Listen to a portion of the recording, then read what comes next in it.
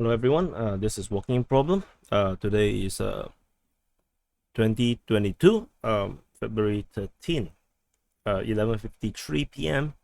So I just saw this article around 2-3 hours ago. So this article is by, of course, usually Independent Singapore. Just read the title. Committee of Privileges Satisfied, Pritam lied under oath. Speaker regrets WP's attempt to politicize COP recommendations. So I want to scroll down all the way to the part where Mr. Tan Juan Jin, the Speaker of the House, what he said. So the Speaker said that Parliament has the power to impose sanction on both Mr. Singh and Mr. Faisal based on COP finding. But instead of doing that, the committee has recommended that Parliament consider referring the matter to the public prosecutor. He added that if there are to be any charges against the duo, the courts will decide. So that is very enlightening because and if when you compare it with the Workers' Party, this seems to be really stark. So how PAP deal with the rebel, which is Workers' Party, versus how Workers' Party deal with their rebel, which is Raisa Khan. I think you can sense some difference, right? So let me finish reading this his comments first. In that way, the public prosecutor will have to consider the matter again. And if charges are brought, Mr. Singh and Mr. Faisal will have the full opportunity to defend themselves in a court of law. This process will give Mr. Singh and Mr. Faisal the best chance to vindicate themselves if they are indeed innocent. This is how democracy should work. It will be a perversion of democracy for an MP to lie on oath and then say that such lies should not be dealt with or that he is above the law because of who he is. And regardless of what the COP has found, the courts will have the final say. So a lot of important points. So first,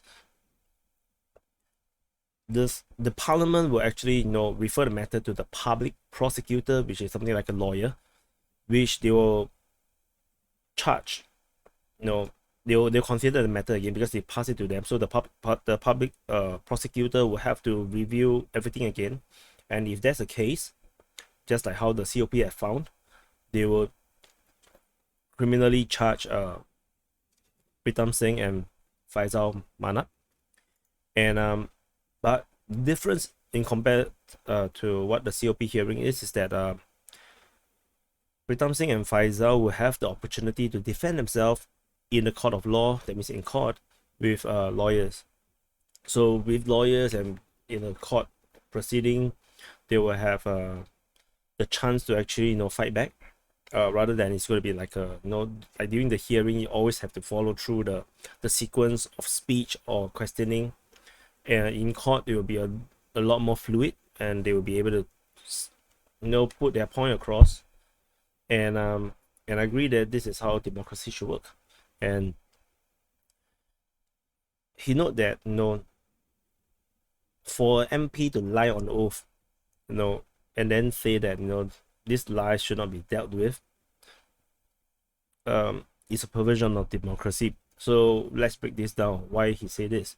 Because the COP have found that Pritam Singh lied, and then the WP statement actually said that this is the PAP is trying to politicize this issue, and thus if PAP don't pursue, then that means that they are not politicizing, but then that will also mean that the lie that was alleged will not be dealt with.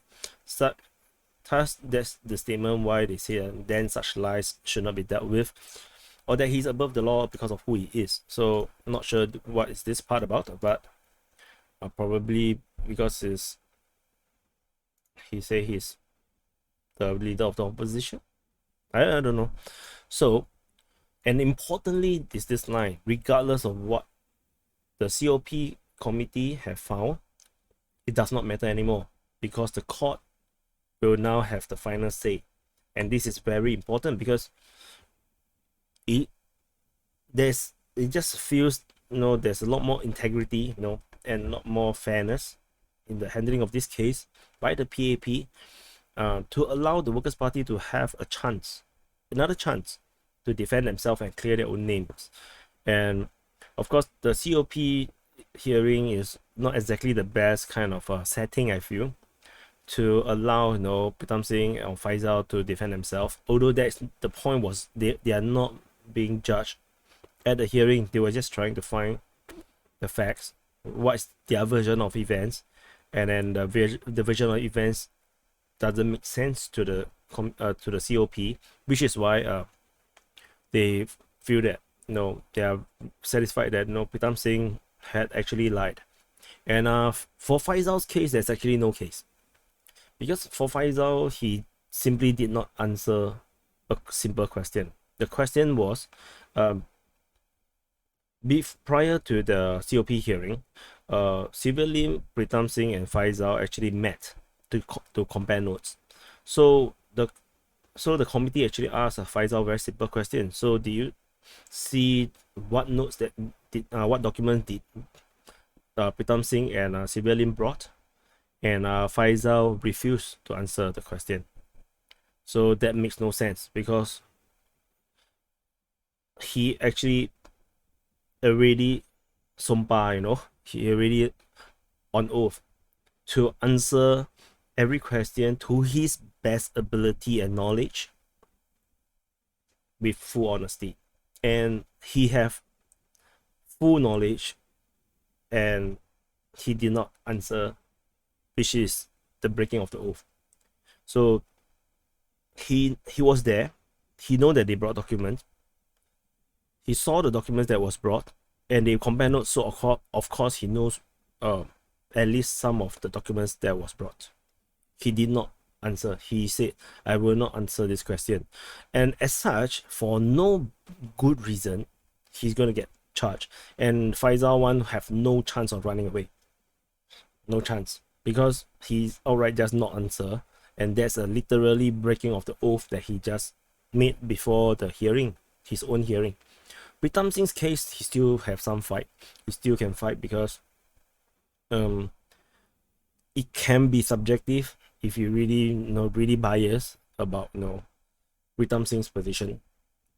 But I think what I want to highlight as per the title of this video is that if you see this part, Tan Chuan Jin said that the parliament already have the power to impose sanctions on Pritam Singh and Faisal. No, but they choose not to. They really kind of like checkmated Workers' Party, and instead of just taking out Pritam Singh and Faisal, they decided to give them another fighting chance for the sake of fairness and integrity. And I think that's the right way to do things.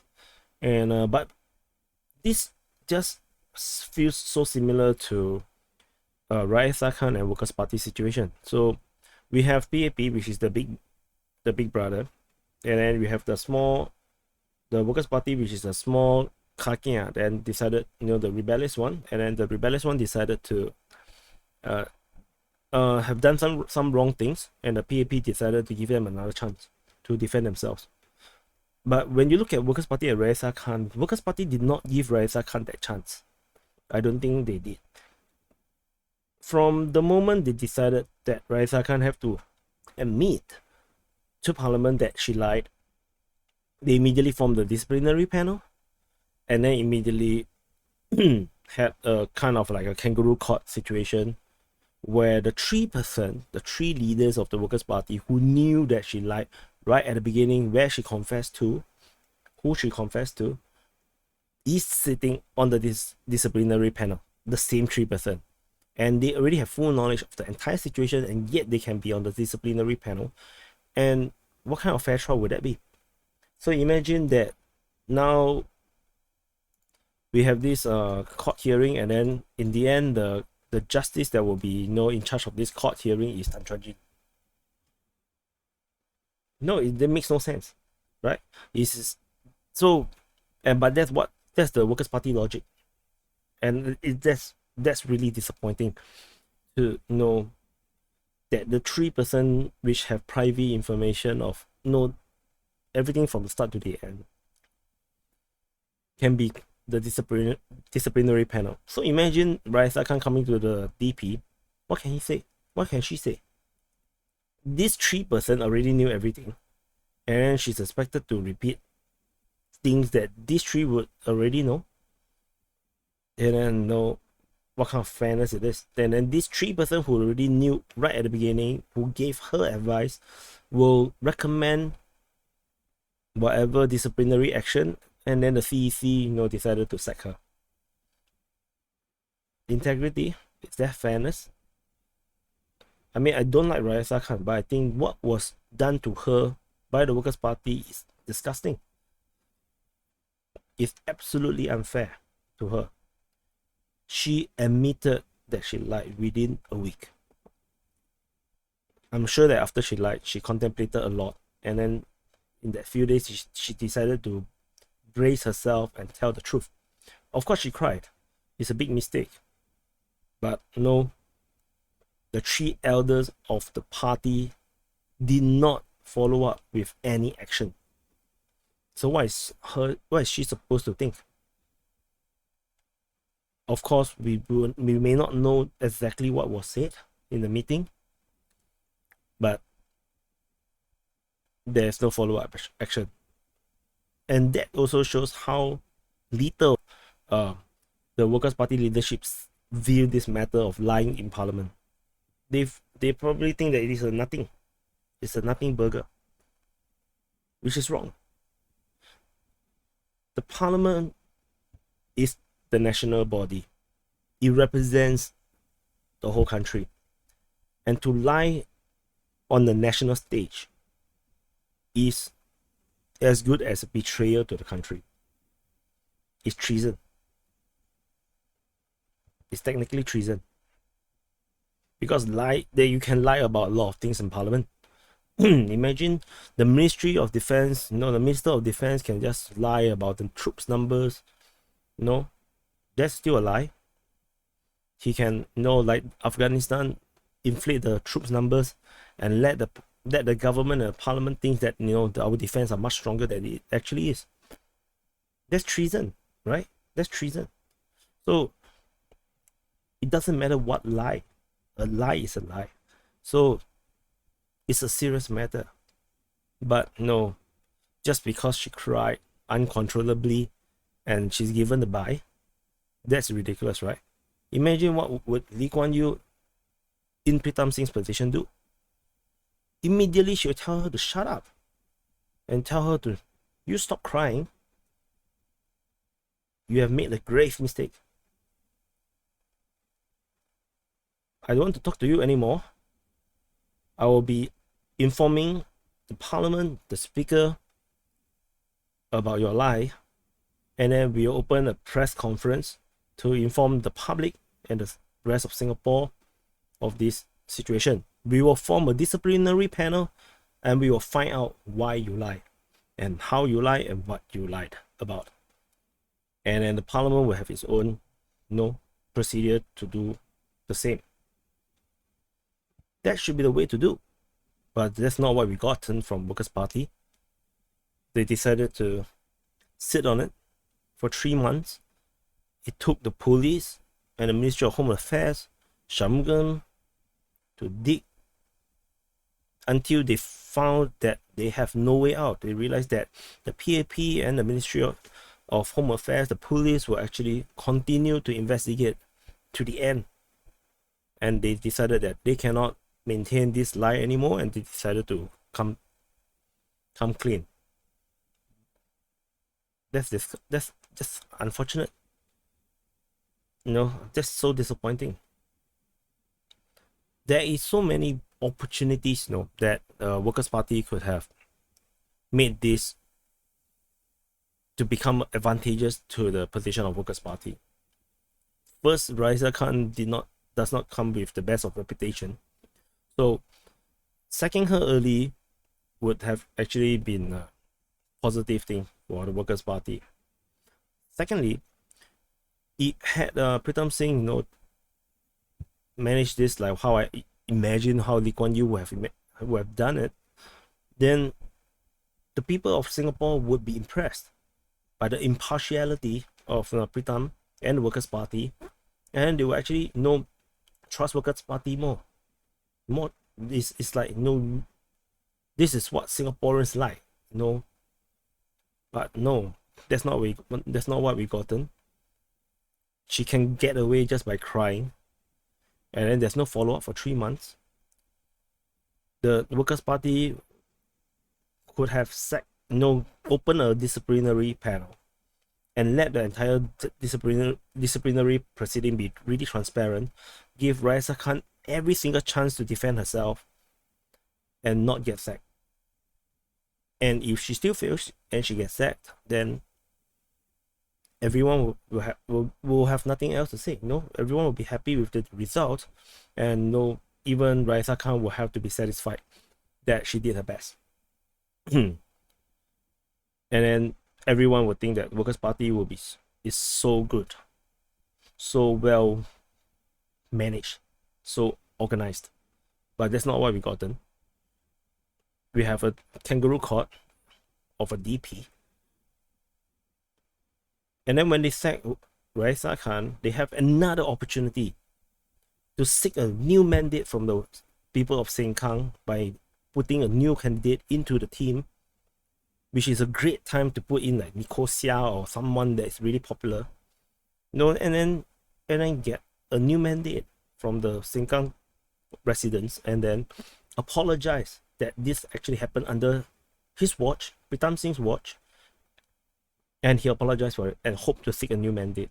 I think that would have worked out so well for Workers' Party, and believe Sengkang would definitely vote in Workers' Party again, for sure. But they kiasu. They're scared to lose. They did not do it. They did the PAP way, or at least only for this case, where PAP always avoids by-election. That's what Workers' Party have gone to use 3 MPs to cover 4 MPs' work. And that's another disappointment. It's like there's so many opportunities. And then we have the COP hearing. Pritam Singh could have just admit that he made the wrong judgment call and accept certain level of responsibility to how this entire thing has turned out. And people would, and then he can just explain like what he tried to do, to say that Raisa Khan haven't told the parents about the sexual assault on herself, and then he really wanted her to explain to the parents first before this thing goes public, and then he really tried his best. And then, but it was the wrong call, and made the wrong judgment call, made the wrong decision, and kind of like caused everyone so much trouble. And he apologized for it. I believe the whole of Singapore, most of Singapore would feel that this guy is so humane and so empathetical towards Raisa Khan's plight. And then even though Raisa Khan is terrible, but they feel that Pritam Singh actually tried to do his best, and people will still like him. People will still support Workers' Party. But that's not what we gotten. We got a shit show of a COP hearing full of beating around the bush, bending the truth, and saying ridiculous, illogical conclusions. Simple questions cannot have simple answers. And it's so disappointing. I lost my faith in the Workers' Party during the Aljunied Town Council saga, during the court hearing, where all the revelations just shocked me, especially the case where the person signed a check to herself, check oneself, and then no open tender for the contractor for the cleaning work, the estate maintenance work, no open tender. And then And that was when they first took over Arjuni. And then the subsequent election, in the election rally, dare to say that no one want to take up their job. That's why they formed their own company to do the cleaning work. That's a lie. They did not even have an open tender, for God's sake. So I was really disappointed. And then wisely, Low Tia Kiang decided to step down, and then entire renewal of leadership. And then we have Pritam Singh as the leader, and he seems to be a changed man. As a leader of the opposition, he's so much better, seemingly. And then he made this poor judgment call. And not once, but multiple poor calls. It's just wreck of incompetence. It's so disappointing. And I'm speaking as a person who grew up in Hougang. I have been supporting Workers' Party for at least 20 years. Since I was young. At least 20 years. Every single time, every single election, I make sure I go to a few of those Workers' Party election rallies. And this is, and no, because of small little thing, this Reza Khan issue, lying in parliament, yes, it's a serious issue, but it's a small issue to resolve. It's a small problem, and they screwed up this big time. Then how can we trust Workers' Party on the national level? How can we trust Workers' Party to take over the PAP if PAP fails? There are much bigger divisions to make. And that's how Mr. Pritam Singh, Faisal Manab, and Sylvia Lim handle a small little tiny issue of a rebellious MP who have the lack of the wisdom to actually lie in parliament, and they can't even deal with it. They can't even deal with it correctly. It's so disappointing. There's so much to learn from the PAP. You see, the PAP gave Pritam Singh and Faisal another opportunity to defend themselves. Even though they are fully convinced that Pritam Singh has been lying, and they already have the power to destroy him. But they did not. They did not. They allow the due diligence, the right process to go through. And that's what Pritam Singh did not afford to Reza Khan. Did not.